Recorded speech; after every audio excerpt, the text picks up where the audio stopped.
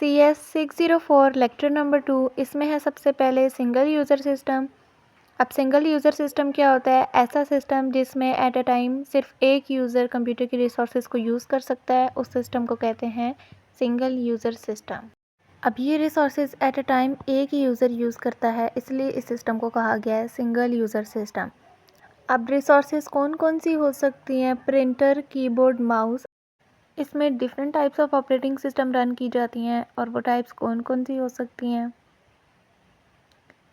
Disc operating system, Mac operating system, Windows, Linux and Unix. ये examples जो हैं आपकी आ सकती हैं शॉर्ट क्वेश्चन में, एमसीक्यूज़ में भी पूछा जा सकता है कि सिंगल यूज़र सिस्टम कौन कौन सी टाइप्स ऑफ ऑपरेटिंग सिस्टम को रन करता है। लेक्चर नंबर 2 का नेक्स्ट टॉपिक है टाइप्स ऑफ ऑपरेटिंग सिस्टम। अब सबसे पहले कौन सी टाइप है? टोटल 4 टाइप्स आपको बताई गई हैं। सबसे पहले कौन सी है? Batch system. अब बैच सिस्टम क्या होता है? इसमें आपको क्या बताया गया है कि पहले ज़माने में जो कंप्यूटर्स यूज़ होते थे उनमें कंसोल यूज़ होता था, जिसमें card reader, tape drivers, card punches, line printer ये सब यूज़ होते थे। इसमें क्या होता था कि यूज़र डायरेक्टली इंटरेक्ट नहीं करता था सिस्टम से, क्योंकि सिस्टम बहुत बड़े होते थे और इनको चलाने के लिए स्पेशलिस्ट चाहिए होते थे। जो भी जॉब होती थी यूज़र उन कंप्यूटर ऑपरेटर्स को बता देते थे और बाकी का काम उन कंप्यूटर ऑपरेटर्स का होता था। जॉब जितनी भी होती थी वो सारी पंच कार्ड की फॉर्म में होती थी और ऑपरेटर उन पंच कार्ड्स को इंसर्ट करके यूज़र को उनका आउटपुट देते थे। और ये बात अब आपने इसमें याद रखनी है कि बैच प्रोसेसिंग सिस्टम में जॉब्स किस फॉर्म में होती थी? पंच कार्ड की फॉर्म में। अब यहाँ पे आपको एक एग्जांपल बता दी गई है जो एमसीक्यूज़ के लिहाज से इम्पॉर्टेंट है। वो क्या है? Digital equipment corporation VM. ये बैच प्रोसेसिंग सिस्टम की एग्जांपल है जो कि आपने याद रखनी है, एमसीक्यूज़ में आपसे पूछा जा सकता है। इसके बाद सेकंड टाइप आपके पास आ जाती है मल्टी प्रोग्राम्ड सिस्टम। इसमें क्या होता है? जॉब्स को जॉब पूल में रख दिया जाता है। अब जॉब पूल क्या होता है? उसमें कैसे जॉब को रखा जाता है? फॉर एग्ज़ाम्पल ये एक जॉब पूल है, इसमें जितनी भी जॉब्स होती हैं उनको रख दिया जाता है और फिर ऑपरेटिंग सिस्टम क्या काम करता है कि एक एक करके जॉब को सिलेक्ट करता है, उनको मेमोरी में एग्जीक्यूट करता है। तब तक के लिए नेक्स्ट जॉब को क्या करना पड़ता है? वेट करना पड़ता है। अब यहाँ पे एक इम्पॉर्टेंट पॉइंट आ रहा है कि नॉन मल्टी प्रोग्राम्ड में सीपीयू आइडल होता है, लेकिन इसमें नहीं। मतलब कि मल्टी प्रोग्रामिंग में सीपीयू आइडल नहीं होता, लेकिन नॉन मल्टी प्रोग्राम में सीपीयू आइडल होता है। अब सीपीयू के आइडल होने का क्या मतलब है? कि सीपीयू के पास कोई काम नहीं होता, वो बिल्कुल फारिग होता है। अब ये इंपॉर्टेंट एमसीक्यूज़ है और इसमें क्या बात कही गई है? आइडल होने से क्या मतलब है कि नॉन मल्टी प्रोग्राम में एट अ टाइम एक ही प्रोग्राम रन हो रहा होता है और उसी के इनपुट आउटपुट का वेट किया जा रहा होता है। तब तक सीपीयू के पास करने को और कोई काम नहीं होता। लेकिन मल्टी प्रोग्रामिंग में तो एट अ टाइम डिफरेंट काम हो रहे होते हैं, तो यहाँ मल्टी प्रोग्रामिंग में सीपीयू आइडल नहीं होता और अगर दूसरी जॉब को वेट करना पड़े तो सीपीयू स्विच कर लेता है। अब यहाँ पे आपका एक इम्पॉर्टेंट शॉर्ट क्वेश्चन आ रहा है कि ज़्यादा जॉब्स मेमोरी में आने के लिए तैयार रहती हैं लेकिन स्पेस नहीं होती, तो उस दौरान क्या होता है कि सिस्टम चूज़ करता है उनमें से जॉब को। इस प्रोसेस को कहते हैं जॉब शेड्यूलिंग या सीपीयू शेड्यूलिंग। नेक्स्ट टाइप है टाइम शेयरिंग या मल्टीटास्किंग। याद रखिए टाइम शेयरिंग का दूसरा नाम है मल्टीटास्किंग। टाइम शेयरिंग को मल्टीटास्किंग भी कहते हैं, एमसीक्यूज़ में आपसे पूछा जा सकता है। इसमें आपने दो चीज़ें याद रखनी है, एक तो इसमें मल्टी यूज़र्स होते हैं और दूसरा मल्टी प्रोसेसेस। अब यूज़र क्या करता है? एट अ टाइम एक या एक से ज़्यादा प्रोसेसेस को भी रन कर सकता है। टाइम शेयरिंग कौन सी दो चीज़ों को यूज़ करता है? एक तो मल्टी प्रोग्रामिंग है और दूसरा सीपीयू शेड्यूलिंग भी होती है इसमें। अब यहाँ पे आपको एग्जांपल्स बताई गई हैं जो आपने याद रखनी है, एमसीक्यूज़ या शॉर्ट क्वेश्चन में आपसे पूछा जा सकता है। अब नेक्स्ट है आपके पास रियल टाइम सिस्टम। इसमें क्या होता है? जॉब की कोई ना कोई डेडलाइन होती है और अगर उस टाइम के अंदर काम ख़त्म नहीं होता तो जॉब डिक्लाइन हो जाती है। अब ये मैंने यहाँ पर लिखा है कि आप इसको अपनी वर्डिंग में भी कन्वर्ट कर सकते हैं, ज़रूरी नहीं एज इट इज़ हैंडआउट्स वाला ही आप लिखें।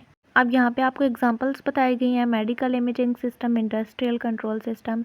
याद रहे कि एमसीक्यू एग्जांपल्स आपने सब टाइप्स की लाजमी याद करनी है। इसके बाद दो फ्लेवर्स आपको बता दिए गए हैं कि real time system comes in 2 flavours. कौन कौन से? हार्ड रियल टाइम सिस्टम और soft real time system. Hard real time system में क्या होता है कि क्रिटिकल टास्क को टाइम में कंप्लीट किया जाता है।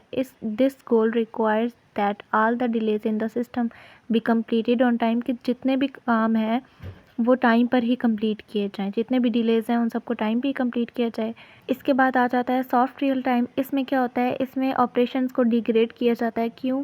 अगर results according to specified time requirement नहीं प्रोड्यूस किए जाते तो जो भी ऑपरेशंस हैं उन सबको डिग्रेड कर दिया जाएगा। अब यहाँ पर कुछ इंपॉर्टेंट डेफिनेशंस हैं जो शॉर्ट क्वेश्चंस और एमसीक्यूज़ के लिहाज से आपके इंपॉर्टेंट हैं, इनको आप नोट कर लें या हैंड आउट से हाईलाइट कर लें जो आपने याद करनी है।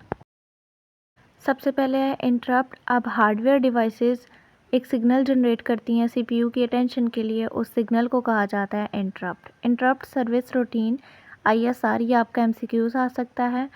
इंटरप्ट को हैंडल करता है किसके थ्रू? इंटरप्ट वेक्टर टेबल के थ्रू। सेकेंड है trap. Trap is software generated interrupt, यानी कि एक ऐसा इंटरप्ट है जो सॉफ्टवेयर जनरेट करता है और किस वजह से करता है? किसी भी एरर या यूज़र की मिस्टेक की वजह से। ये कुछ डेफिनेशंस आपको बता दी गई हैं जिनका आगे जाकर यूज़ होना है, तो इसलिए पहले बता दी गई हैं ताकि आपको आगे जाकर मुश्किल ना हो, इसलिए आप इनको याद रखिएगा। अब सिग्नल क्या है? Is event general to get attention of process, जो प्रोसेस के अटेंशन के लिए जनरेट किया जाता है। जो सिग्नल पर 3 एक्शंस पॉसिबल हैं वो कौन कौन से हैं? Kernel defined default process action. Second है process can intercept the signal and ignore it. Third है process can intercept signal and take a programmer defined action. इसके बाद है हार्डवेयर प्रोटेक्शन। इसमें क्या होता है? मल्टी प्रोग्रामिंग में ज़्यादा प्रोग्राम्स एक ही टाइम में मेमोरी में आ जाते हैं, जिसकी वजह से सिस्टम यूटिलाइजेशन इंक्रीज़ हो जाती है। अब जाहिर सी बात है, मल्टी प्रोग्राम रन हो रहे हैं तो एट अ टाइम ज़्यादा ही प्रोग्राम्स जो हैं वो मेमोरी में आ जाएंगे, तो सिस्टम यूटिलाइजेशन तो होगी, जिसकी वजह से प्रॉब्लम इंक्रीज़ हो जाती हैं। अब प्रॉब्लम्स कौन कौन सी हो सकती हैं? फाइल में ओवरराइट अनदर फाइल और folder on disk, input output protection नहीं रहती, मेमोरी प्रोटेक्शन नहीं रहती, सीपीयू प्रोटेक्शन नहीं रहती। अब ये हम आगे जाकर डिस्कस करेंगे इनके लिए क्या सॉल्यूशन है। अब उसके बाद ड्यूल मोड ऑपरेशन है। इसमें टू काइंड्स ऑफ इंस्ट्रक्शंस हैं जो आपने इंपॉर्टेंट है याद रखनी है। प्रिविलेज्ड इंस्ट्रक्शन और सेकेंड है नॉन प्रिविलेज्ड इंस्ट्रक्शन। अब प्रिविलेज्ड इंस्ट्रक्शंस क्या है? ऐसे इंस्ट्रक्शंस जो सिस्टम परफॉर्म करता है नॉर्मल यूज़र को अलाउ नहीं होती वो इंस्ट्रक्शंस परफॉर्म करना, ऐसे इंस्ट्रक्शंस को कहते हैं प्रिविलेज्ड इंस्ट्रक्शंस। अगर यूज़र प्रोसेस इनको एग्जीक्यूट कर रहा है या ट्राई करता है तो ट्रैप शुड बी जनरेटेड। और यूज़र जो है ये जो इंस्ट्रक्शन जो यूज़र को अलाउ ही नहीं है परफॉर्म करना, इनको परफॉर्म करने की कोशिश करता है, कुछ इंस्ट्रक्शंस ऐसी होती हैं जो यूज़र परफॉर्म करने की अगर कोशिश करे तो ट्रैप जनरेट हो जाता है। अब यहाँ पे आपको 2 सेपरेट मोड्स ऑफ ऑपरेशंस बताए गए हैं। कौन कौन से? यूज़र मोड और मॉनिटर मोड। मॉनिटर मोड को सुपरवाइज़र मोड भी कहा जाता है। यहाँ पे एक और पॉइंट है कि करंट मोड को इंडिकेट करने के लिए एक बिट को हार्डवेयर में ऐड किया जाता है जिसे कहते हैं मोड बिट। नेक्स्ट आपके पास है इनपुट आउटपुट प्रोटेक्शन। इसमें क्या होता है? यूज़र का जो प्रोसेस है वो डिसरप्ट कर देता है किस चीज़ को?